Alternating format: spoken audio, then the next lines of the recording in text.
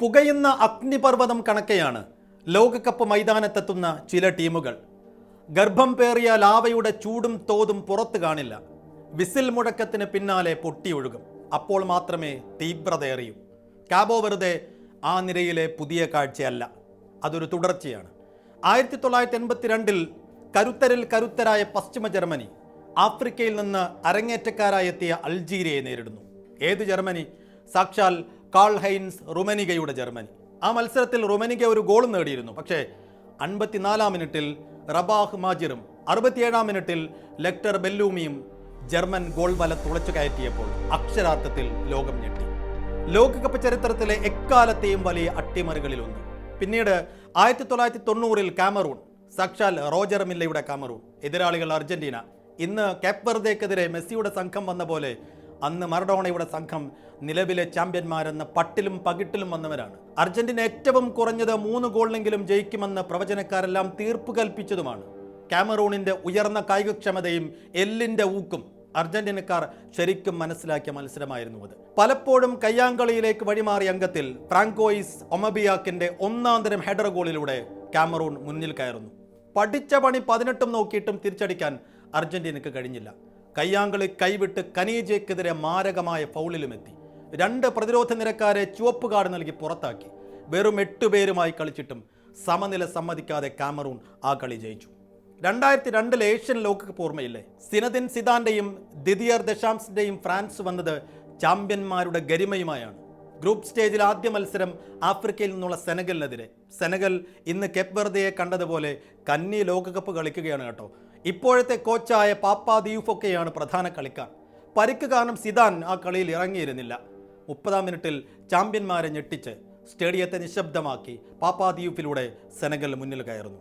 പിന്നെ ഒരു 65 മിനിറ്റ് പഠിച്ച പണി 18 നോക്കിയിട്ടും നടന്നില്ല ഫ്രാൻസിന്. ആ ലോകകപ്പ് ബാക്കിയാക്കിയ നിറമുള്ള ഓർമ്മകളിലൊന്ന് ചാമ്പ്യന്മാരെ കൊന്ന് ചിഹ്നം വിളിച്ചു നിൽക്കുന്ന സെനഗൽ എന്ന കൊമ്പന്മാരാണ്.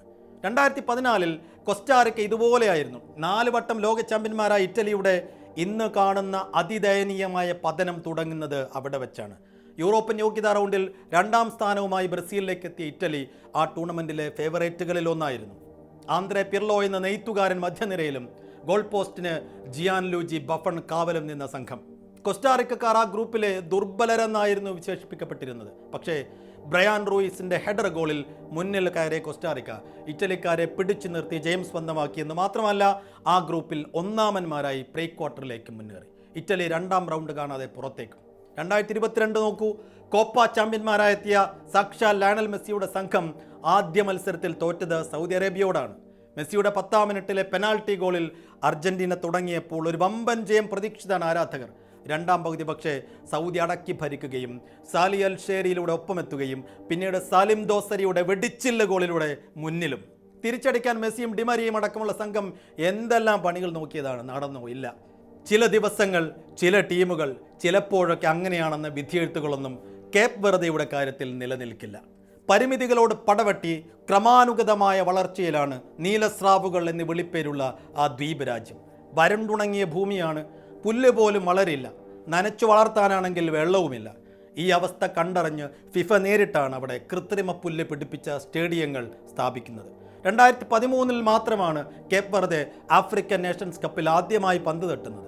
13 കൊല്ലം കഴിഞ്ഞ് ലോകകപ്പിലും അവിടെ ഏതെങ്കിലും ഒരു കരുത്തരോട് മാത്രം മുട്ടി കരുത്ത് കാട്ടിയവരല്ല അവർ. മുട്ടിയവരെല്ലാം കരുത്തരായിരുന്നു. ആദ്യ മത്സരത്തിൽ സാക്ഷാൽ സ്പെയിനെയും പിന്നെ ഉറുഗ്വേയെയും സമനിലയിൽ തളച്ചാണ് അവർ കന്നി ലോകകപ്പിൽ നോക്കൌട്ടിൽ കയറിയത്. അവിടെ സാക്ഷാൽ അർജന്റീന ഒസീഞ്ഞയും കബ്രാലും കെട്ടഴിച്ചു വിട്ട നിഗൂഢതയുടെ കെട്ടുപാടുകളിൽ പെട്ട് മെസ്സിയും കൂട്ടരും മുങ്ങിപ്പോയേനെ. അനുഭവ സമ്പത്ത് ഒന്നുകൊണ്ട് മാത്രമാണ് സ്കലോണിയുടെ സംഘം പിടിച്ചു നിന്നത്. ഈ ലോകകപ്പിൽ അർജന്റീന നേരിട്ട ഏറ്റവും വലിയ അഗ്നിപരീക്ഷണം, മിശിഹായുടെ വെളിപ്പാട് പുസ്തകത്തിലെ ഏറ്റവും കാഠിന്യമേറിയ അധ്യായങ്ങളിൽ ഒന്ന്. മുന്നോട്ടുള്ള യാത്രകളിൽ ഇടറി വീണാലും തുടർച്ചയായ 2ാം കിരീടവുമായി വീണ്ടും അജയ്യരായാലും കേപ്പ് വെർദെ എന്ന പേര് സാക്ഷാൽ ലയണൽ മെസ്സിയും പിന്നെ അർജന്റീനക്കാരും ഇനിയുള്ള ഒരു കാലത്തും മറക്കാൻ പോകുന്നില്ല.